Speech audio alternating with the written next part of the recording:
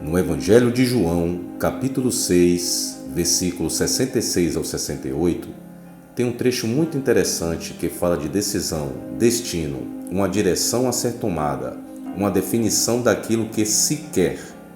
A palavra começa quando muitos discípulos voltam atrás, abandonando e deixando de seguir a Jesus. Então Jesus volta-se para os 12 que ficaram e pergunta para eles: vocês também querem ir embora? Foi quando Simão Pedro deu uma resposta que mudou todo o seu destino e com certeza impressionou o Mestre Jesus. O que ele disse está no livro de João 6,68. Mestre, para quem iremos se só o Senhor tem as palavras que dão a vida eterna? Essa decisão mudou todo o seu destino, pois Pedro se tornou um dos apóstolos mais importantes de Jesus, conseguindo em apenas um sermão ganhar cerca de 3.000 pessoas para o Evangelho de Cristo. Sem contar os inúmeros milagres que de forma direta ou indireta ele pôde participar, chegando ao ponto da sua sombra curar enfermos e doentes. O objetivo principal dessa palavra é trazer na iniciativa de Pedro um padrão de entendimento para nós, visto que muitas vezes procrastinamos no que diz respeito a saber o que queremos para as nossas vidas, deixando de fazer aquilo que realmente é necessário e dando lugar a indecisões e dúvidas. A iniciativa de Pedro foi um fator decisivo para o seu destino. Sabemos que, fisicamente falando, alguns apóstolos tiveram finais drásticos, mas também não podemos esquecer que esses homens andaram de forma literal com o próprio Jesus Cristo, e isso termina sendo uma dádiva, mas sem dúvida alguma isso teria um preço. Porém, não é disso que quero falar, mas sim de decisão, destino. Que rumo devemos tomar? Em Gálatas 6,7 diz assim: não erreis, Deus não se deixa escarnecer, porque tudo o que o homem semear, isso também ceifará. Ou seja, Deus é sempre contigo, mas a iniciativa de continuar vivendo e de vencer todas as etapas da vida vem de você. Salmos 90:12, Moisés diz assim: ensina-nos a contar os nossos dias, de tal maneira que alcancemos coração sábio. 2 Pedro 1, do 10 ao 11, portanto, irmãos, procurai fazer cada vez mais firme a vossa vocação e eleição, porque fazendo isto nunca jamais tropeçareis.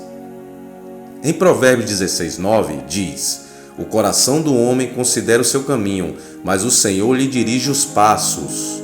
Sabemos que não somos deste mundo, estamos vivendo uma etapa da nossa existência aqui.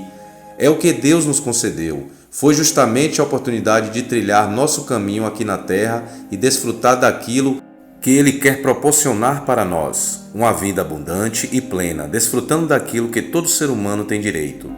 Quando falo isso, não me refiro à prosperidade ou desfrutar de bens financeiros, ou até mesmo conquistar a pessoa dos sonhos. Me refiro ao destino, de aproveitar de forma genuína tudo aquilo que Deus quer, que vivamos aqui na terra. Por isso que se sintonizar, saber exatamente o que se quer de verdade, é tão importante. Em Romanos 8:28 diz assim: e sabemos que todas as coisas contribuem juntamente para o bem daqueles que amam a Deus, aqueles que são chamados pelo seu decreto. A Bíblia, que é a palavra de Deus, nos ensina a direção correta sempre. Por isso que eu me pergunto às vezes: vou me associar com a palavra de Deus ou com aquilo que o mundo tenta me ensinar? Se pergunte isso também. Em Provérbios 16:3 diz: confia ao Senhor as tuas obras e teus pensamentos serão estabelecidos. Em Hebreus 9:27 diz: e aos homens está ordenado morrerem uma vez, vindo depois disso o juízo. Ou seja, meus caros, esse trecho bíblico que acabei de ler fala que Deus nos concedeu esse pequeno momento de nossa existência aqui na Terra para que possamos fazer a diferença, nos superar, pois a vida aqui é uma só, mas para nós que cremos no sobrenatural de Deus, após a vida segue-se o juízo e a vida eterna. Isso significa que planejar seu futuro pensando nas estratégias corretas para fazer do seu destino algo melhor é muito importante, e Deus não intervém nisso, faz parte do livre-arbítrio que Ele nos deu. Jeremias 17:11 diz: Eu, o Senhor, esquadrinho o coração e provo os rins, e isto para dar a cada um segundo os seus caminhos e segundo o fruto das suas ações. Esse trecho de Jeremias diz tudo o que Deus pensa ao nosso respeito. Ele quer, sem dúvida alguma, cuidar de nós, mas não intervém no nosso destino. O destino não é como uma receita de bolo que já tem os preparos certos, nem como algo previsível que já se sabe o desfecho da história.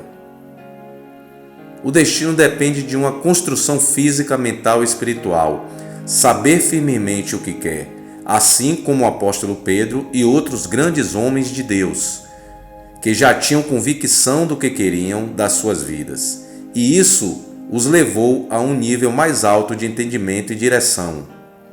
Em Jeremias 1,5 em diante, Deus diz assim a Jeremias: Antes de formá-lo no ventre, eu o escolhi, antes de você nascer, eu o separei e o designei profeta às nações.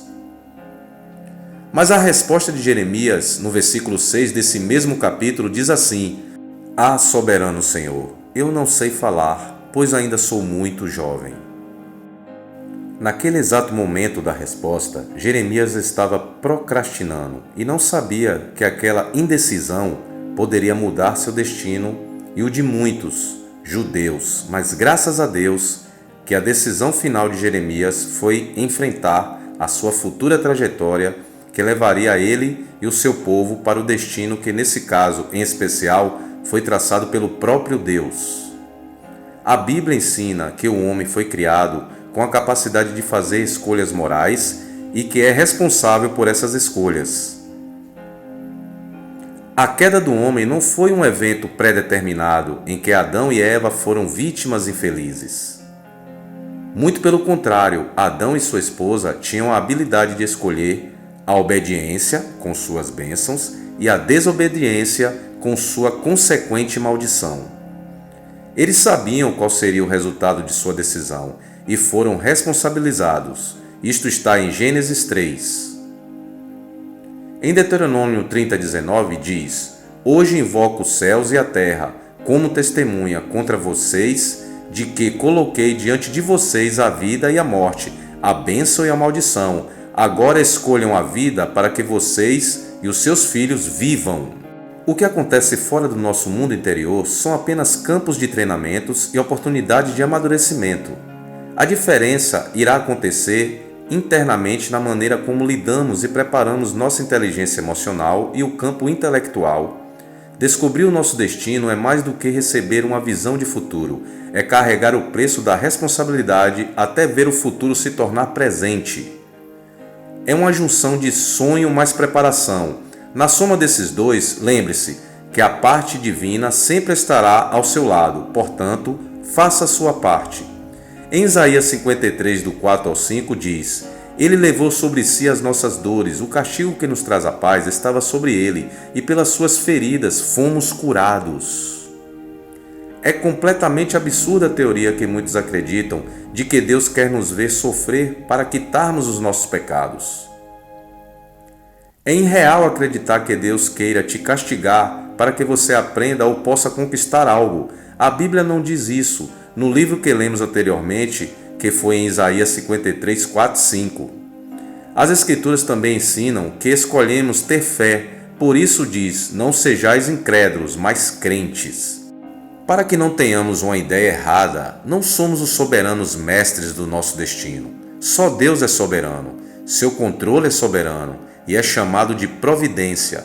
Ele escolheu nos dar livre-arbítrio e criou um universo moral, cuja lei da causa e efeito é uma realidade. Nosso destino nos espera e está bem ali à frente. O futuro de quem está exposto ao plano transcendental é brilhante, o seu será assim também.